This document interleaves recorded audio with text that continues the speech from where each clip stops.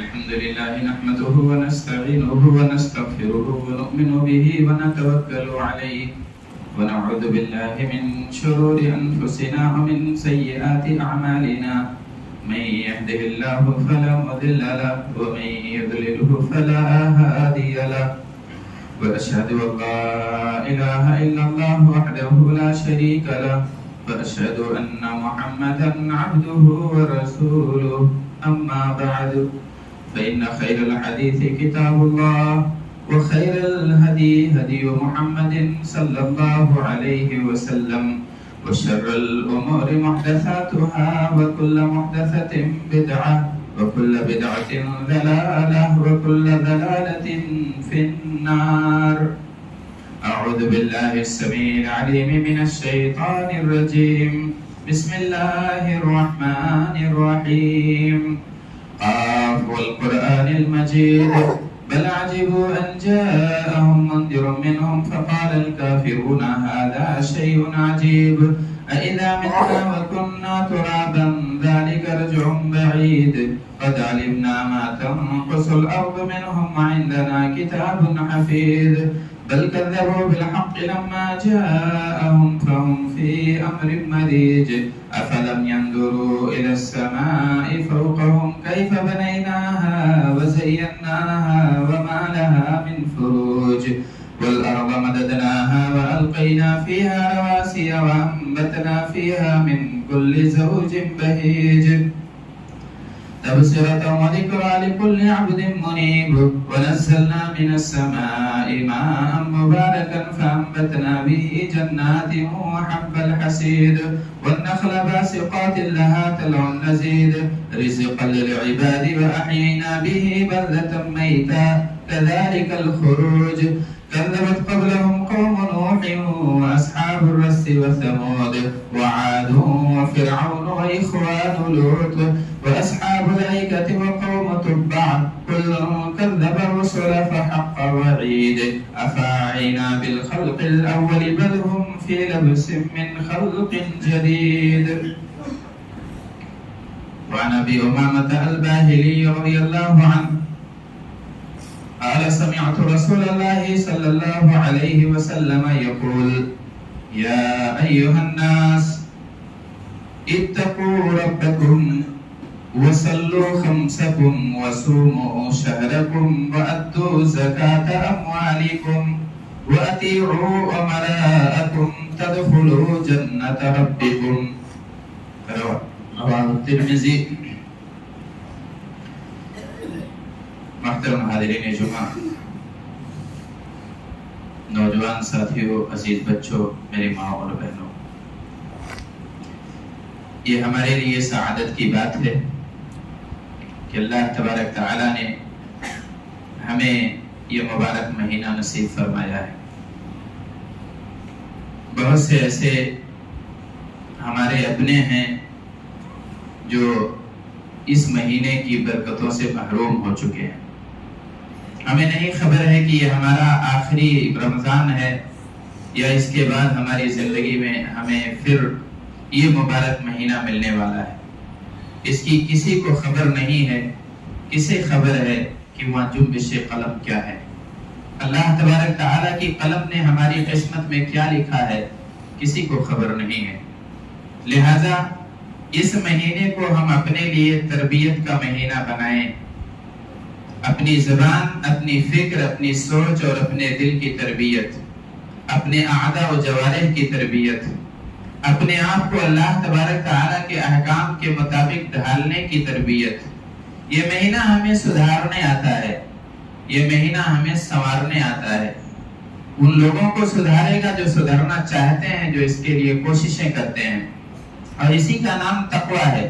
تقوی کا مطلب یہ ہوتا ہے کہ اللہ، جیسا کہ علامہ ابن تیمیہ رحمہ اللہ وغیرہ نے اس کی تعریف کی ہے، تقوی کا مطلب ہوتا ہے اللہ تبارک تعالیٰ کی بات آپ مان لیں، نبی پاک صلی اللہ علیہ وسلم کے فرامین کو آپ تسلیم کر لیں اور کم پر قناعت کر لیں اور آخرت کی تیاری شروع کر دیں. اسی کا نام تقویٰ ہے. اور اسی کو، اسی احتیاط بھری زندگی کو ہمارے لیے یہ مہینہ اچھے مواقع فراہم کرتا ہے کہ ہم محتاط ہو جائیں، ہم پرہیزگار ہو جائیں، ہم دیندار ہو جائیں۔ مولانا ابوالکلام آزاد رحمہ اللہ کہتے ہیں کہ دو طرح کی طبیعتیں ہوتی ہیں انسانوں کی۔ ایک طبیعت تو ایسی ہوتی ہے جو لاابالی پن کا شکار ہوتی ہے، اسے کوئی پرواہ نہیں ہے، جو بھی سامنے آتا ہے وہ کھا لیتا ہے، اور جو بھی نظر آتا ہے وہ دیکھ لیتا ہے، جو بھی سننے کی طبیعت چاہتی ہے وہ سن لیتا ہے، جہاں جانا چاہتا ہے قدم آگے بڑھا دیتا ہے۔ اور ایک طبیعت ایسی ہوتی ہے کہ وہ محتاط ہوتا ہے، کسی بھی چیز کو بولنے سے پہلے وہ سوچتا ہے، کوئی بھی کام کرنے سے پہلے غور کرتا ہے، اور کوئی بھی چیز کھاتا ہے تو اس کے انجام پر نظر رکھتا ہے۔ اور اسی احتیاط بھری زندگی کا نام کہتے ہیں اللہ تبارک تعالیٰ نے تقوی دیا ہے، یعنی یہ محتاط آدمی ہو جائے۔ تقوی کا نام یہی ہے کہ آدمی احتیاط بھری زندگی گزارنا شروع کر دے۔ تو اللہ تبارک تعالیٰ نے ہمیں یہ مہینہ دیا ہے تاکہ ہم محتاط ہو جائیں اور ہماری تربیت ہو جائے، ہم اچھے انسان بن جائیں۔ اچھے انسان کیسے بنیں گے؟ بہت سارے مطالبات تھے ہمارے ساتھیوں کو کہ اس موضوع پر آج کچھ گفتگو کریں، یا اس ٹاپک پر دو تین باتیں آئی ہوئی تھیں۔ ظاہر ہے ایک عنوان پر عموماً یہ خطبہ ہوتا ہے، زیادہ عناوین پر بات کرنے سے بات ادھر ادھر لمبی ہو جاتی ہے اور زائد تفصیلات آ جاتے ہیں، لیکن میں نے اس طرح سے اسے سمیٹنے کی کوشش کی ہے کہ اس مہینے میں جو بہترین کام ہیں، جو ہمیں اچھا بنا سکتے ہیں، جو ہماری تربیت کر سکتے ہیں، جو ہمیں تقوی شعار بنا سکتے ہیں، ہمیں پرہیزگارانہ زندگی دے سکتے ہیں، ان اصول کا تذکرہ کریں گے۔ تو سب سے پہلی چیز جو اللہ تبارک تعالی ہم سے چاہتا ہے وہ یہ کہ ہم تقوی شعار ہو جائیں، پرہیزگار بن جائیں۔ وابسہ ابن معبد رضی اللہ عنہ نبی پاک صلی اللہ علیہ وسلم کے پاس ایک دفعہ تشریف لاتے ہیں۔ آپ صلی اللہ علیہ وسلم ان کی مراد سمجھ جاتے ہیں، یعنی بہت سے ایسے لوگ ہوتے ہیں، ایک سائل ہمارے پاس آتا ہے، ابھی زبان نہیں کھولی ہے لیکن ہم سمجھ جاتے ہیں کہ کس مقصد کے لیے آیا ہوا ہے، اسے اس کے نبو لہجے سے اندازہ ہو جاتا ہے، اس کے سلام کرنے کے انداز سے اندازہ ہو جاتا ہے کہ اس کی غرض کیا ہے، اس کی مراد کیا ہے۔ اس سے بہت سارے لوگوں نے یہ غلط معنی نکال لیا کہ اللہ کے رسول صلی اللہ علیہ وسلم کو غیب کی خبر تھی، تبھی تو ابھی وابسہ رضی اللہ عنہ نے کچھ کہا نہیں اور آپ ان کے دل کا حال جان گئے۔ نبی پاک صلی اللہ علیہ وسلم نے یہ نہیں کہا کہ میں تمہارے دل کا حال جانتا ہوں، آپ نے تصدیق کی، آپ نے ان سے سوال کیا، کہا شاید تم میرے پاس آئے ہو جئت تسألنی عن شیء، میرے پاس اس وقت تم تشریف اس لیے لائے ہو تاکہ مجھ سے کچھ پوچھو، مجھ سے بر کے بارے میں پوچھو اور گناہ کے بارے میں سوال کرو۔ تب انہوں نے کہا ہاں یہی میرا مقصد تھا۔ آپ صلی اللہ علیہ وسلم نے کہا ہر بار عالم سے رہنمائی کی ضرورت نہیں ہے، استفتی قلبک، کبھی کبھی اپنے دل سے بھی سوال کر لیا کرو۔ الاسم ما حاک فی نفسک وکرہت ان یطلع علیہ الناس والاسم والبر حسن الخلق والاسم ما حاک فی نفسک وکرہت ان یطلع علیہ الناس۔ آپ صلی اللہ علیہ وسلم نے ایک ضابطہ دیا، ایک اصول دیا، کہا دیکھو اچھائی یہ ہے جسے اچھائی کا مطلب یہ ہوتا ہے کہ اچھا معاملہ اختیار کرو، بہترین کام کرو، ایسا کام کسی کے ساتھ مت کرو کہ اس کو منہ دکھانے کے لائق نہ رہو، ایسے کرتوت مت اختیار کرو کہ آپ کو سماج میں نکلتے ہوئے حیا آنے لگے، آپ کو لوگوں کا سامنا کرتے ہوئے شرم محسوس ہونے لگے، ایسا کام مت کرو، کام صاف ستھرا کرو، رویہ اچھا رکھو، اخلاق بہترین رکھو، اسی کا نام جو ہے البر ہے۔ اور اس کے بعد آپ صلی اللہ علیہ وسلم نے فرمایا اور اس میں یہ ہے جو تمہارے اپنے دل میں کھٹکے،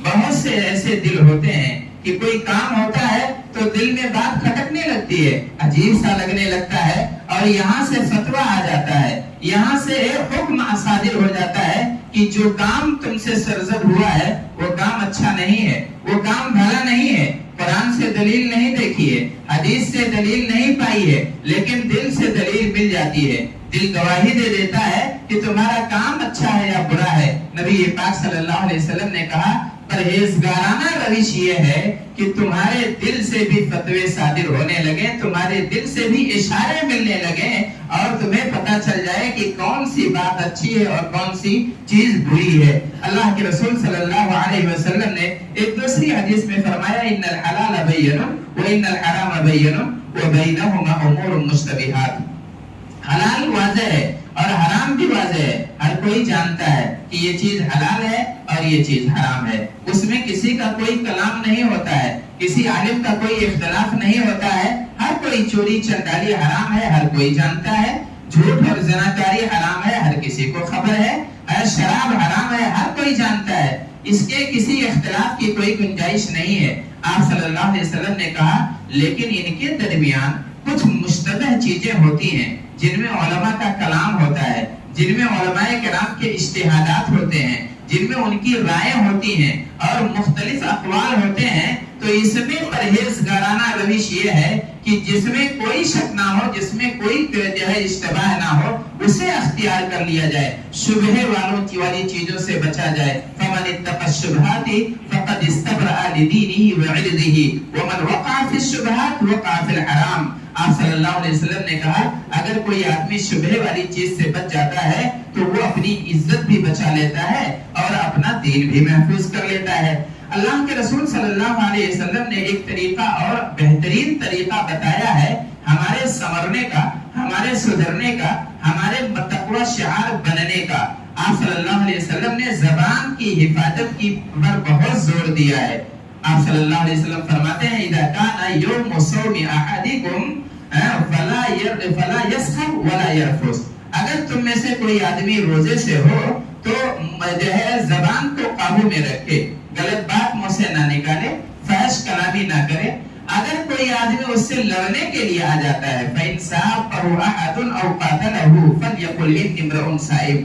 اگر کوئی لڑاکو آپ سے لڑنے آ جاتا ہے, کوئی گالی باز آپ کو گالیاں دے دیتا ہے, آپ کو چڑھاتا ہے, آپ کو غصہ دلا دیتا ہے, تو آپ اس کے جواب میں یہ کہیں گے کہ میں اپنی زبان خراب نہیں کروں گا, میں تمہاری گستاخیوں کا گستاخی سے جواب نہیں دوں گا, اس لیے کہ انی امرؤ صائم, میں روزے کی حالت میں ہوں, میں اپنی زبان سے کوئی غلط بات نہیں نکال سکتا ہوں. آپ صلی اللہ علیہ وسلم فرماتے ہیں, صحیح بخاری کی روایت ہے, من لم يدع قول الزور والعمل به فليس لله حاجة في ان يدع طعامه وشرابه. اللہ تبارک تعالی آپ کو بھوکا رہنے کی عادت نہیں ڈالنا چاہتا ہے, آپ کو پیاس کی شدت برداشت کرنے کی عادت نہیں ڈلوانا چاہتا ہے. اللہ نے آپ کا کھانا اس لیے بند کیا ہے, آپ کا پانی اس لیے بند کرایا ہے, آپ پر پابندیاں اس لیے عائد کی ہیں تاکہ آپ اور دیگر بری چیزوں سے بچنے کے آپ عادی ہو جائیں. آپ نے فرمایا اگر کوئی آدمی جھوٹ نہیں بند کر سکتا ہے بولنا, اگر جھوٹی گواہی دینا نہیں بند کر سکتا ہے تو اس کے کھانا اور پانی بند کرنے کا کیا مطلب ہوگا؟ وہ کھانا اور پانی کس لیے چھوڑ رہا ہے؟ میرے بھائیوں اور دوستو, یہاں یہ گنجائش نہیں ہے کہ جو کھانا جو جھوٹ نہیں چھوڑ سکتا وہ کھانا نہ چھوڑے, وہ پانی نہ چھوڑے, وہ روزہ نہ رکھے, بلکہ یہاں وعید ہے. نبی پاک صلی اللہ علیہ وسلم فرماتے ہیں کہ اگر آپ کھانا چھوڑ رہے ہیں اللہ کے لیے, اگر آپ پانی اللہ کی خاطر چھوڑ رہے ہیں, تو آپ جھوٹ کیوں نہیں چھوڑ سکتے ہیں؟ آپ چغلخوریاں کیوں نہیں چھوڑ سکتے ہیں؟ آپ غیبت کیوں نہیں چھوڑ سکتے ہیں؟ آپ تہمت تراشی کیوں نہیں چھوڑ سکتے ہیں؟ آپ الزام تراشیاں کیوں نہیں چھوڑ سکتے ہیں؟ یہ کون سا جو ہے یہ ایمان ہوا کہ آپ ایک چیز تو چھوڑ رہے ہیں لیکن اور آسان چیزیں آپ ترک نہیں کر پا رہے ہیں. لہذا زبان کو کنٹرول میں رکھنا انتہائی ضروری ہے. نبی پاک صلی اللہ علیہ وسلم کے بارے میں حضرت معاذ رضی اللہ عنہ بیان کرتے ہیں, کہتے ہیں ہم غزوہ تبوک میں آپ صلی اللہ علیہ وسلم کے ساتھ تھے. ایک صبح کو نبی پاک صلی اللہ علیہ وسلم کے قریب میں پہنچ گیا. جب آپ صلی اللہ علیہ وسلم کے قریب کوئی صحابی آتا تھا, کوشش یہ ہوتی تھی کہ آپ سے دین کی کوئی بات سیکھ لیں, آپ سے اپنے آخرت کی سعادت کی کوئی سبق حاصل کر لیں. یہ کہتے ہیں جب نبی پاک صلی اللہ علیہ وسلم کو میں نے اپنے بغل میں دیکھا تب میں نے ان سے سوال کیا, اور ایک عام سا سوال کیا. میں نے کہا یا نبی اللہ اخبرنی بعمل يدخلني الجنہ ويبعدنی من النار.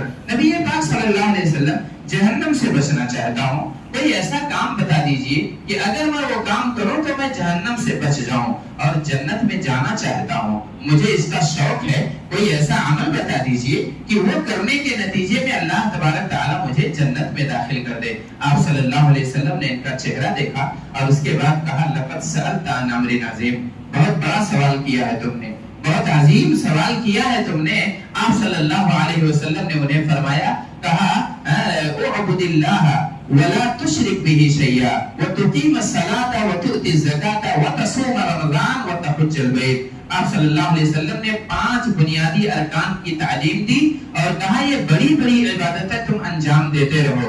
اور نبی پاک صلی اللہ علیہ وسلم نے پھر خود ہی فرمایا، دیکھا کہ یہ ساتھی یا صحابی حریص ہے جاننے کے لیے، تب آپ صلی اللہ علیہ وسلم نے فرمایا الا اخبرک بملاک الجنہ، کیا میں تمہیں ان چیزوں کی خبر نہ دوں جو اس سے بہتر ہے یا بہترین ہے. آپ صلی اللہ علیہ وسلم فرماتے ہیں کہ الا اخبرک بابواب الخیر، کیا میں خیر کے دروازے کے بارے میں تمہیں نہ بتاؤں، ایسی باتیں نہ بتاؤں جو تمہیں جنت کے قریب پہنچا دیں اور جنت کے دروازے تمہارے لیے کھولتی چلی جائیں. تب انہوں نے کہا بلا یا رسول اللہ، کیوں نہیں اللہ کے رسول صلی اللہ علیہ وسلم، یہی تو جاننا چاہتا ہوں. آپ نے فرمایا الصوم جنہ والصدقۃ تطفئ الخطیہ کما یطفئ الماء النار وصلاۃ الرجل فی جوف الليل.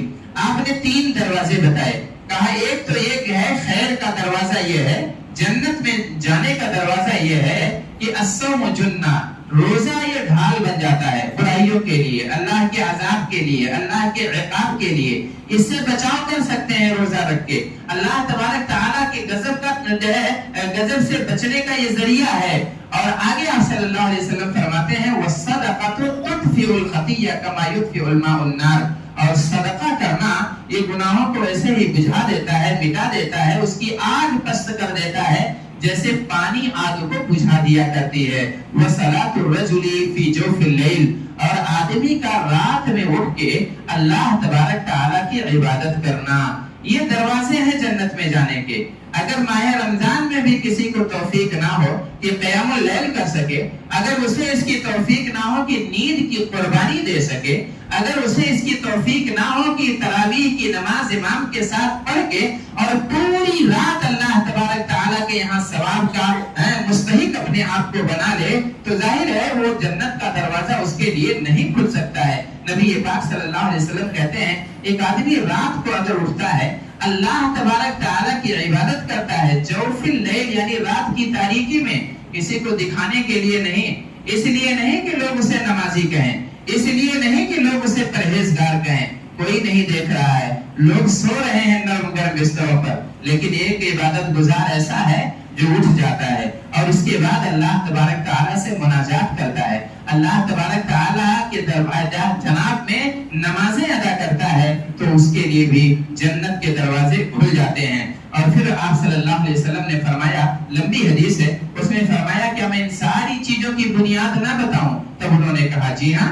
آپ نے اپنی زبان مبارک کو پکڑا اور کہا کف علیک ھذا، اسے سنبھال کے رکھنا، یہ گمراہ کر دیتی ہے، یہ بدنام کر دیتی ہے، یہ بے عزت کر دیتی ہے، یہ ذلیل اور رسوا کر دیتی ہے، یہ دشمنیاں پیدا کر دیتی ہے، یہ بھائیوں کو بھائی سے دور کر دیتی ہے، یہ معاشرے اور سماج کی بہترین کڑیوں کو کاٹ کے رکھ دیتی ہے، لہذا اسے سنبھال کے رکھنا. صحابی کہتے ہیں اِنَّا لَمُؤَاخَذُونَ بِمَا نَتَكَلَّمَ يَا رسول اللہ، اللہ کے رسول صلی اللہ علیہ وسلم ہماری بولیوں کا بھی اللہ حساب لے گا، ہماری زبان سے جو نکلا ہے کیا اللہ تبارک تعالیٰ اس کا بھی حساب رکھتا ہے. آپ صلی اللہ علیہ وسلم نے کہا ثقلتک امک یا معاذ، معاذ تمہاری ماں تمہیں گم پائے. اللہ تبارک تعالیٰ کے جہنم میں کتنے ایسے لوگ ہیں جو صرف زبان کی لغزش کی وجہ سے جہنم میں چلے جاتے ہیں. ایک آدمی نے یہ دعویٰ کیا ایک شخص کے بارے میں کہ اللہ کی قسم کھا رہا ہوں کہ اللہ تبارک تعالیٰ اسے کبھی نہیں معاف کرے گا اور اسے جہنم کی دہکتی ہوئی آگ میں جھونک دے گا. اللہ تبارک تعالیٰ کو یہ عناد، یہ غرور، یہ تکبر پسند نہیں آیا، یہ زبان کی لغزش پسند نہیں آئی. اللہ تبارک تعالیٰ نے کہا اب میں تجھے جہنم میں ڈالتا ہوں، اور جس بندے کے تعلق سے تم نے قسم کھائی ہے میرا نام لے کر، میں اسے جنت میں ڈال رہا ہوں. تو یہ مقام ہے. اللہ کے رسول صلی اللہ علیہ وسلم نے اسی لیے فرمایا کہ زبان کی لغزش سے آدمی جہنم کی تہوں تک پہنچ جاتا ہے. اسی کے ذریعے سے ہم اللہ تبارک تعالیٰ کو راضی کر سکتے ہیں. اگر ہم زبان سنبھال لیں، اگر ہم بولنے سے پہلے سوچنے کے عادی ہو جائیں، تو ہمارے بہت سارے مسائل آج کل حل ہو جاتے ہیں. کتنی بار ایسا ہوتا ہے کہ ہم زبان کو قابو میں نہیں رکھتے ہیں اور ہمیں معذرت کرنی پڑتی ہے، ہمیں معافی مانگنی پڑتی ہے، ہمیں شرمندگیاں اٹھانی پڑتی ہیں. لیکن جو آدمی سوچ کے بولنے کا عادی ہو جائے، جو اس مہینے میں اپنی زبان پر قابو اور کنٹرول رکھنے کا عادی بن جائے تو اسے معافی مانگنے کی ضرورت نہیں پڑے گی، اس لیے کہ اس کے جملے نپے تلے ہوتے ہیں، وہ کسی دل کو توڑ نہیں سکتا ہے، اور ظاہر ہے ایک بار دل توڑنے کے بعد آپ اسے جوڑ نہیں سکتے ہیں، اور جب دھاگا ٹوٹ جاتا ہے اگر جڑے گا بھی تو اس میں گانٹھ تو ضرور پیدا ہو جاتی ہے، درار تو دلوں میں آ ہی جاتا ہے۔ اس لیے آپ یہ مت سوچئے کہ میری زبانی کو انہوں نے نظر انداز کر دیا ہے یا میرے ماں باپ نے اسے معاف کر دیا ہے، میرے رشتہ دار اسے بھلا چکے ہیں، لیکن کہیں نہ کہیں اس کی کسر دل میں باقی رہ جاتی ہے۔ آپ لاکھ معافیاں مانگیے، لہذا بہترین طریقہ یہ ہے کہ آپ زبان کو سنبھال کے رکھیں۔ اسی لیے آپ صلی اللہ علیہ وسلم فرماتے ہیں کہ مومن آدمی ہوا ہے کہ جو اپنی زبان کو سنبھال کے رکھتا ہے، من کان یؤمن باللہ والیوم الآخر فلیقل خیرا او لیصمت۔ اگر کسی کا اللہ تبارک تعالیٰ پر ایمان ہے تو جو ہے فلیقل خیرا او لیصمت، یا تو اچھی بات زبان سے نکالے یا تو پھر خاموش رہے۔ اگر آپ اپنے آپ کو ایسا سمجھ رہے ہیں کہ کوئی بہترین بات آپ نہیں بول پائیں گے، کوئی میٹھی بولی آپ کی زبان سے نہیں نکل سکتی ہے، تو آپ اپنی زبان کو بند رکھیے، آپ اپنے منہ کو بند رکھیے، آپ دلوں کو مت توڑیے، آپ عداوتیں مت پیدا کیجیے، آپ منصف مت بنیے، آپ لوگوں کے آخرت کے فیصلے مت کیجیے، اللہ تبارک تعالیٰ پر چھوڑیے اور اپنی زبان کو اپنے قابو میں رکھیے۔ نبی پاک صلی اللہ علیہ وسلم نے اور بھی بہت سارے طریقے، اس میں ایک چیز اور اہم ہے، تقوی شعاری، اس کا ہمیں نشانہ رکھ کے، ٹارگٹ رکھ کے اور اپنے ہدف میں شامل رکھنا چاہیے کہ ہمیں متقی بن جانا ہے۔ اور متقی صرف زبان سے نہیں، متقی صرف وضع قطع سے نہیں، آپ کے چہرے اور آپ کے حلیے سے نہیں، آپ کی اونچی پگڑی اور لمبی ٹوپی سے نہیں، بلکہ آپ کے دل کا اعتبار ہوگا۔ اللہ کے رسول صلی اللہ علیہ وسلم نے ایک صحابی کو اشارہ کرتے ہوئے کہا، التقوی ہاں ہونا، التقوی ہاں ہونا، التقوی ہاں ہونا۔ آپ نے کہا تقوی کا مقام یہ ہے، یہاں تقوی ہونا چاہیے، یہاں خوف ہونا چاہیے، یہاں ڈر ہونا چاہیے اللہ تبارک تعالیٰ کا۔ اور ظاہر ہے جب چراغ گھر کے ایسے حصے میں رکھیں گے جو مرکزی حصہ ہے تبھی گھر پورا روشن ہوگا۔ اگر آپ کسی کونے میں لے جا کے بلب جلا دیں گے، آپ کسی کونے میں لے جا کے دیا اور چراغ رکھ دیں گے تو گھر کے باقی حصے جو ہے اندھیرے میں ڈوبے رہیں گے۔ لہذا اس تقوی کے چراغ کو صحیح جگہ پہ رکھیے۔ آپ دل میں رکھیں گے تو آپ کے چہرے پر اس کی تازگی آئے گی۔ آپ کے دل میں تقوی اگر ہوگا تو آپ کے لب و لہجے میں خاکساری آئے گی۔ اگر آپ کے دل میں تقوی ہوگا تو آپ کی نظروں میں پاکیزگی آئے گی۔ اگر آپ کے دل میں تقوی ہوگا تو آپ کے اقدام میں سنجیدگی آئے گی۔ اگر آپ کے دل میں تقوی ہوگا تو آپ سوچ سمجھ کے اقدام کرنے کے عادی بن جائیں گے۔ لیکن اگر آپ کے ہاتھوں میں صرف تقوی ہے، آپ کی لٹکتی ہوئی تسبیح میں صرف تقوی ہے، آپ کے جبے اور قبے میں صرف تقوی ہے، آپ کی صرف بولیوں میں تقوی ہے، تو یہ تقوی آپ کو نجات نہیں دلا سکتا ہے۔ لہذا ضروری ہے کہ اس مہینے میں ہم تقوی کو اس کی صحیح جگہ پر رکھنے کی کوشش کریں۔ اور ایک اگلی چیز جس کے ذریعے سے پرہیزگاری آ سکتی ہے، زکوٰۃ ہے۔ زکوٰۃ کو اللہ تبارک تعالیٰ نے فرض کر دیا ہے اور ہم غریبوں کو دیتے ہیں۔ زکوٰۃ جو مال کا حق بنتا ہے، ایک چیز ہے عام صدقہ و خیرات، جو آپ اگر دیں گے تو آپ ثواب پائیں گے، آپ صدقہ و خیرات کریں گے تو آپ کے حصے میں اضافی نیکیاں لکھی جائیں گی اور یہ بھی بہت بڑا خیر ہے۔ لیکن ایک چیز تو ایسی ہے کہ جو آپ کے مال کا حصہ ہے، آپ اپنا فرض ادا کر رہے ہیں۔ اگر آپ کسی غریب کو دے رہے ہیں تو غریب اپنا حق لے رہا ہے اور آپ اپنی ذمہ داری نبھا رہے ہیں، تو اس میں کوئی چارہ نہیں ہے، اس میں کوئی آپشن نہیں ہے۔ 2.5% آپ کو ہر حال میں نکالنا ہے اور اسے منظم اور بہتر انداز میں غریبوں تک پہنچانا ہے۔ اگر اس کا بہترین سسٹم یہ ہے اجتماعی زکوٰۃ کا معاملہ، اگر اسے منظم کر دیا جائے اور اس پر محنتیں کی جائیں اور اسے منظم کر کے غریبوں تک پہنچایا جائے تو انشاءاللہ زیادہ ہمارے غریب اور مساکین زیادہ سے زیادہ فائدہ اٹھا سکتے ہیں۔ اسی کے پیش نظر ایک مستشرق کہتا ہے مجھے بڑا تعجب ہوتا ہے کہ مسلمانوں میں غریبی کیسے ہے، مسلمانوں میں بے روزگاری کیسے ہے۔